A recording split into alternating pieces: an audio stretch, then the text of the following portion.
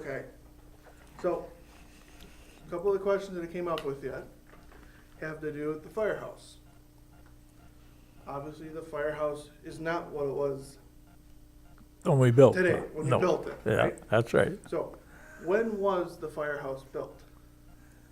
I would say in 1972, 73, someplace in there. Yeah.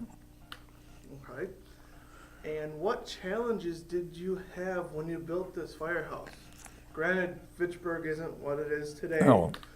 but how did you end up with this location? Well, the town board consisted of Bill McKee, and Leo Lacey was on the town board, and he owned this property. Bill McKee and I went down to Milwaukee to the rating bureau, and we told them that there should be a map around here someplace. But we took a map of Fitchburg and the potential areas of growth. So they said, being we was close to Madison, which was going to grow the fastest first, this would be a good spot. Number 2 station, they said, should be over on Saline Road. And we had bought a lot over there for it. Then they said number 3 station should be down in toward the southwest here, because that would take the growth coming from Verona area over this way. And they had that all laid out with the rating bureau for rating insurance properties.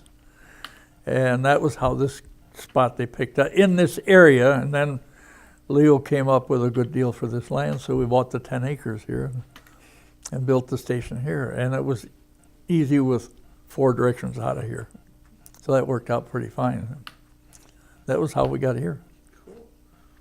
So, what did you guys go through when you built the firehouse? What was your process?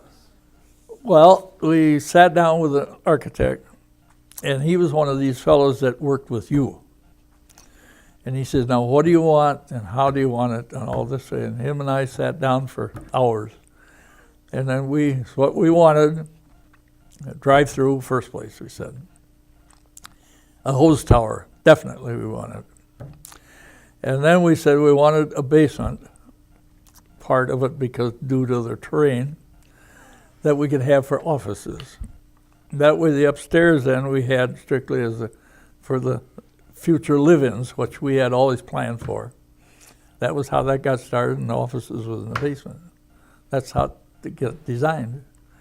And that's what we wanted, was strictly drive-through, hose tower, and then the future live-in areas, which are dormitory, and a couple little offices up here and downstairs. That's how that got designed. And the architect worked with us all the way through on that. And then he came up with this brick. Those days, this cement block design was not used. So he suggested that, and we said, well, if it's something first, we're going to take it. That's how we got that. We always believed in being first. So, when Fitchburg originally formed, it was a town, Township, right. and it was served by the town of Madison, Oregon and Verona, yeah. Each had a third. Okay. So when the fire department organized under you, those 3 stopped serving. Not right away, Not right away. No. It was a gradual. gradual. And first we assisted them, always on calls in Fitchburg. Okay. And then when they run into negotiation problems, and that was when we really pushed and took it all over ourselves. So, being a township at the time, when you moved into the city, or reclassified as a city, what obstacles did the fire department face? None. None. We had when we were a city, then we had a larger board to work with. See, the town board was only 3. Then we went to a city, we had 5 to work with, which was a little more problematic, and but it worked out fine. We always had good ones, and able to, and we were blessed that we had an attorney on the fire department and also on the board. That helped. Yeah, that helped. So that kind of solved our legal problems, if we had any questions, and if something came up, he knew how to handle it. And which helped us in purchasing the equipment too, because we never had a bid on anything, because he took care of that. So that worked out fine. Yeah. There's another question I haven't here, remember, but I'll ask this one first. So, you obviously know where the department started, Yeah, and you see where it is today. yeah. Where do you see it going in the future? As Fitchburg grows like it has percentage-wise every year, nothing but bigger. Because, when you start putting residential and commercial and industrial on open fields, which didn't mean tiddly before, just means more work and more time and more calls. And just do nothing but grow. That's all it can do. And to keep your insurance ratings, you have to go with it. You got to depend on that too. And we always worked with the Insurance Rating Bureau, always. Every move we made, we met with them and sat down and answered their questions, and then went on further, and then they had their suggestions. And I know I had a file on the Rating Bureau of all their correspondence and their suggestions on a map. And if you work with them, you'll never have any problems with them either. It's just because they like to be they're supposed to, and they like to be asked, those type of people. So then otherwise we are legal, with the state and with the rating bureau. We never had any problems, never had. Because we always kept in touch with those people, and secondly, we had, they were so called on the department, was the two fellows that were the state training program, which helped us a lot too. So we were always first in on that, which is great. So I think we were always, that's what I always say, if you get good connections and good people, things are so much easier that way. And I was always blessed that way. I had contacts, which helps. It makes a lot of jealousy from other areas, but so what? All right, so this is kind of a tough question for me to kind of put out there, and it might be a tough question for you. Fitchburg has had, from what I understand, being relatively new to the department, being here almost 5 years, it's kind of had its ups and down moments throughout its span. Mm-hmm. How do you keep from having your down moments so much? What kind of advice would you give to try and keep it going up instead of having a big drop off? Yeah. Well, I've always thought that look ahead. A lot of people don't look down the road.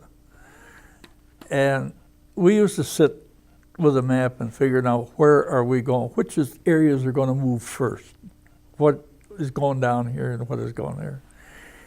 And which we always worked toward that, because the feeling always was over in the northeast corner that that's the way Madison was going to go, follow the Oregon Road.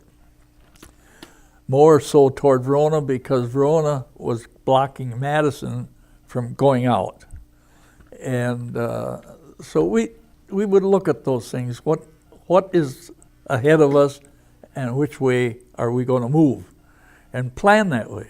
And we always were lucky to plan the right directions. So, and you have to, it takes a lot of study, and it takes a lot of getting figures and information from everybody you can get it. There's nothing better than to get advice from all over and put it in the kettle and shake it up and pick out the best. It works good that way, and that's the way we always did. And as luck would be, we were always on top and lucky. But you've got to get advice. I always was one of those. I took advice from everybody and then picked out what I liked and what the best is and do that. And because some people don't want to listen to anybody else, and what the heck? That's their fault, not mine. But you know, you get a lot of good information from other sources and other people that you never thought of, you know. And they also can give you little warnings too, you know, don't do this or don't do that. So that's the way we worked. And we always had a good working relations with the boards, always did. At one time we had one on the board but then the rest voted this person down, so didn't bother us. Give you a hard time. So, but you got to take some of the bad stuff with the good stuff.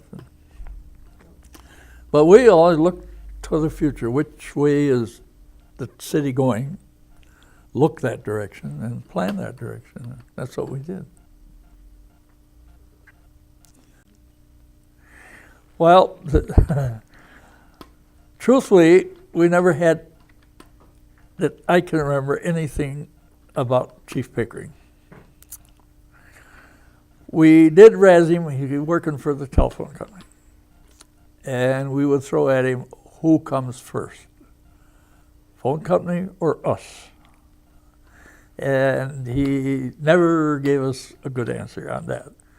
But otherwise, any funny thing happening with him, I just cannot ever remember anything. He was a good worker, and he would listen to orders, and he was interested all the way. He was one I always admired, but nothing not funny like we had with some others. Yeah, and the department, what I saw today and what I've seen up here, that I don't know how much more they could improve, and encouragement that they need. It's just outstanding. What I saw today was just amazed me. It just made me feel good that all this started way back. But I was really proud today. It was great. And they just keep up what they're doing, and that's great. And I think he's doing a wonderful job. His heart's in it, and that you have to have that, because you can't take it as a job and just do day to day. You gotta, in which he does a lot of future planning too. He has to have a good working group and a good trained group, and it seems like everybody that's got their assignments, it's done. I just love that. That was great.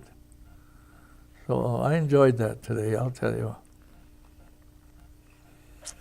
To our guy down there, those guys, I always tell them, PR comes first. I don't give a darn what you do. You got to get the people behind you. Once you get the citizens against you, then look out, you're in trouble.